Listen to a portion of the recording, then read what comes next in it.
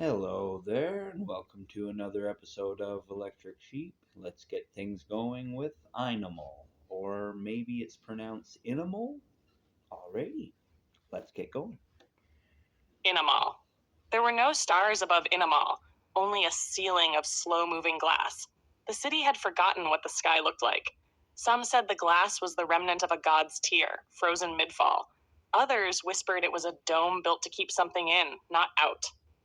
At the edge of the dome lived the listeners, mystics wrapped in copper thread robes who placed their ears to the glass and claimed to hear messages from beyond the light. They said the glass spoke in music, in whispers, in subharmonics that could drive a man to enlightenment or ruin. Lyra was one of them, but she did not listen for gods. She listened for her twin. 2 years before, her brother Ven had gone missing after touching the glass during the convergence hour, when the light above turned from blue to violet and all electricity in Inamal sang with living resonance. He had left behind only a shape scorched into the floor, his outline surrounded by strange fractal burns that pulsed faintly at night. The high technomancers had sealed the chamber, claiming Ven had crossed into quantum inversion. Lyra called it what it was, death by curiosity. But she could not stop listening. Each night she pressed a copper disc to the glass, whispering code prayers learned from the fractured archives. Echo from the mirrored world, bring the twin home. And sometimes she swore she could hear him, static shaped like a heartbeat, silence bending into his voice. Lyra, it's thin here. I can see you, but you're made of dust. The scientists of Inamal dismissed her visions as neurological feedback, but the other listeners gathered around, believing she had made true contact with the reflection. They said Inamal existed twice, once here, in flesh, and once on the other side of the glass, in light. The two worlds mirrored each other, but imperfectly. If one burned, the other healed. If one forgot, the other remembered. And soon the reflections began to bleed through. Glass birds fell from the dome, folding into mechanical doves midair. People saw their mirror selves walking past them on the street, translucent, backward-speaking shadows. Electricity hummed with voices. The technomancers panicked. They built the inversion engine to reharden the dome, to erase the mirroring effect. But Lyra knew the sound of her brother's voice was getting stronger. He said, if they seal it, I'm gone forever. Let it open. She chose her side.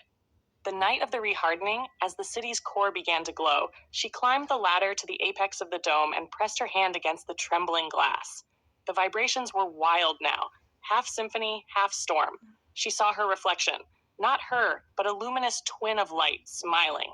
Come through, it mouthed. She whispered, only if you do too. And then the glass cracked, not outward or inward, but between. For a single instant, Inamal existed in two modes, flesh and photon, dream and data, pulse and particle, and then everything inverted. When the technomancers awoke, the dome was gone.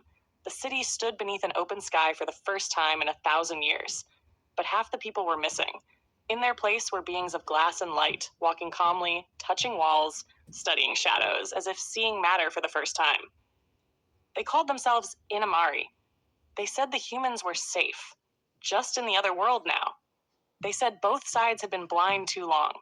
And high above, the new stars began to move in perfect rhythm, like a heartbeat across dimensions.